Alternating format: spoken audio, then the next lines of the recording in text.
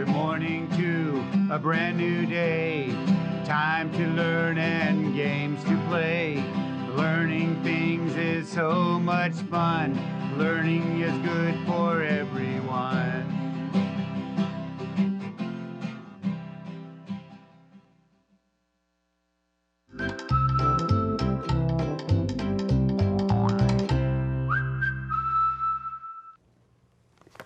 Good morning, third grade. Happy Friday. My name is Mrs. Nixon. I am so excited to be here with you and support you as you become amazing thinkers, readers, and writers. I have to be really honest. I have enjoyed all of these old books that I've been looking at from my own childhood.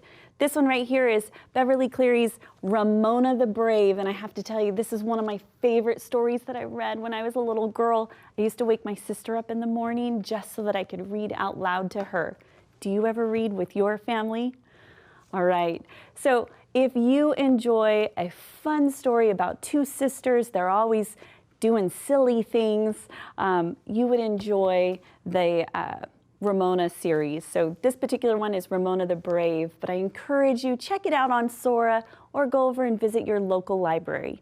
And hey, Hoover Region, we've been watching you. You guys did a great job, so great shout out for you guys. I wonder if any of these other regions could pass you guys up. Hey, if you have a book that you would like to feature here on PBS, maybe you want to suggest it to others, then send that down here to the studio and I'll see if my friends can put the address up, and you can send me a little note. Let me know, hey, what is our, what's my favorite story? Here's a sentence or two as to why you should be reading it. So I look forward to getting any of those letters and sharing your stories with all of your friends here at PBS. So great job, thank you. All right, guys, third grade, you ready to warm up and get going this morning? Let's start out by warming up those super smart brains, our super smart muscles, our brains. Oh, it's Friday. Okay, we're gonna read those high frequency words. Remember, these are words you see often in your reading and writing, and then it's really important that we start to pay attention to some of that spelling, and you're gonna see why when we get down to today's words. So let's read them and then help me put them in a couple of sentences. Ready? Let's go. Fall, far, fast, find, five, first, fly, found, for. Did I say that right? What were my last two words? For and four? They sound the same, right? But let's look at them. So these are homophones. These are words that sound the same. It's really important that you know the difference between these two words. For means that maybe it's a gift for someone or you're moving towards something. For, F-O-U-R. How many letters are in this word? Count them. 1, 2, 3. 4 letters. That's going to help you to remember the word for. This word is the number 4. It has 4 letters. Did that help you? It sure helped me. Okay, let's use these in a sentence. I have nephews. Did you know this? I have 4 nephews. Hey guys, I hope you're having a great day. Happy Friday. All right, and then my second sentence, can you help me look for my shoes? Can you help me look for my shoes? All right, great job, third grade. Can you see that spelling is really important, especially for these words that are homophones? You gotta know the difference. All right, you've got it though, I know it. Let's go through, I've got 3 things for us to do today. We're gonna look at some long E spelling patterns, we're gonna look at inflectional endings, and then finish off with similes. So 3 things today. Let's start with those long E. Now, I brought my tree card to remind me that the long E says E, like at the beginning of the word equal, or in the middle of the word seek. Did you hear that E sound? All right. There are 7 different ways that you can spell that long E sound. So it's really important that we start to learn those. Let's look. We've got E just by itself, like in he, or eclipse, eclipse. All right, let's look here. EA, like in week, or cleaning, cleaning, good. And EE, the double E, like in need, or sleepy. And how about the E blank E, like in theme?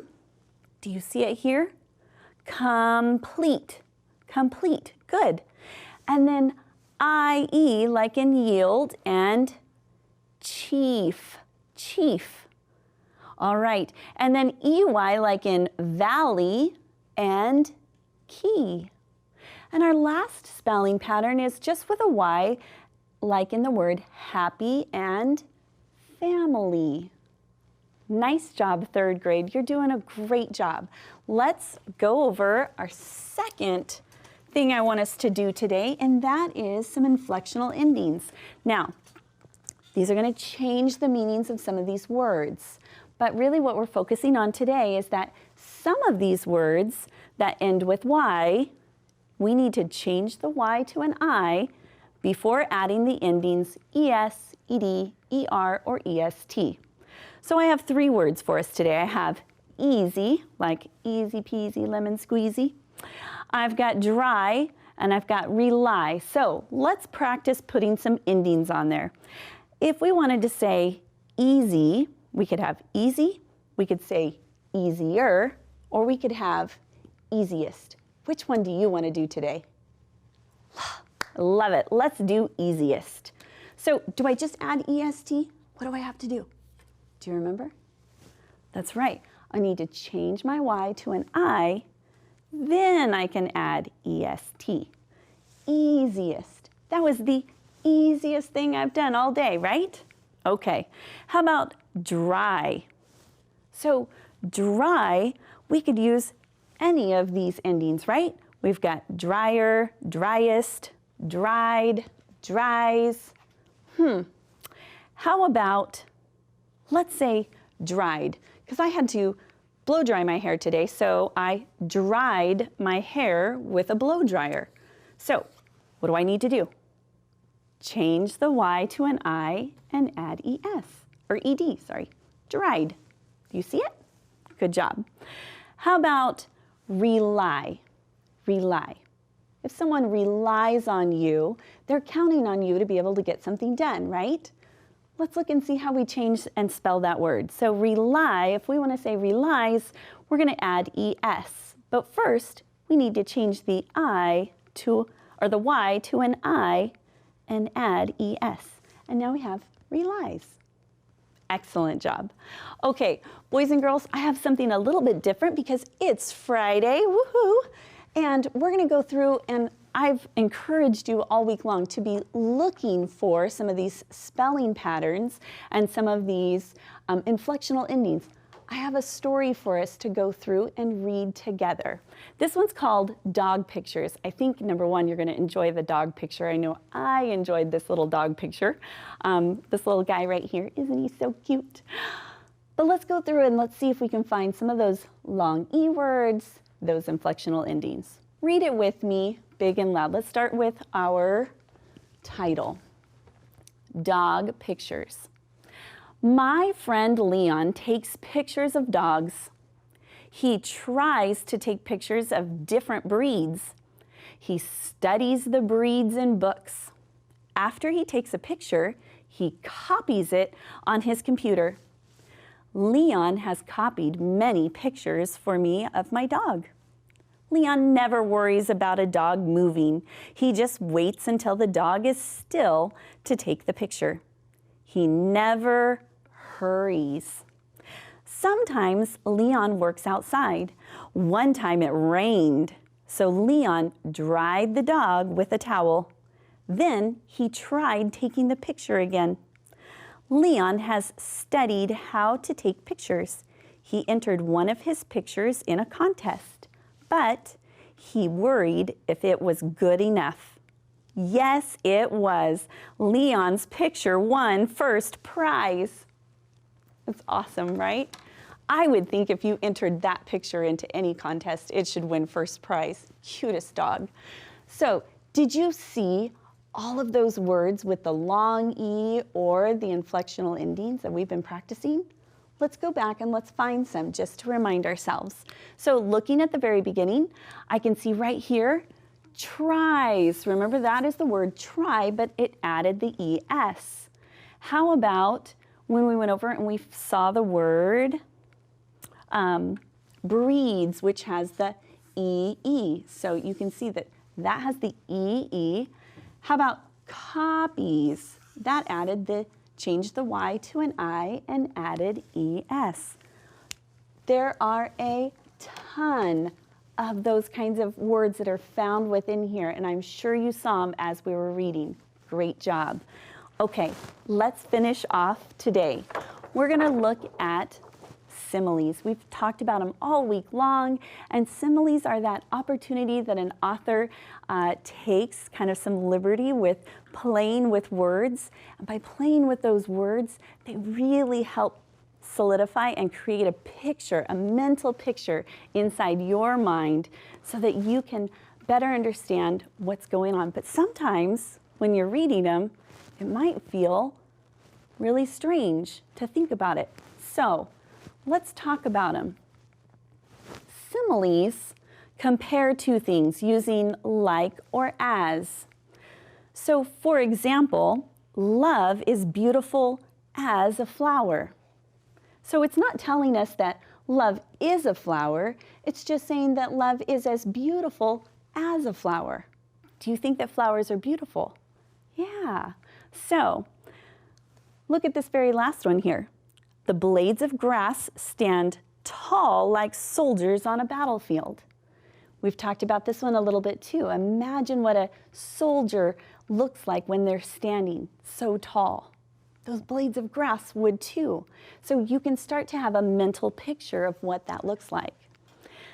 I have a couple of examples here.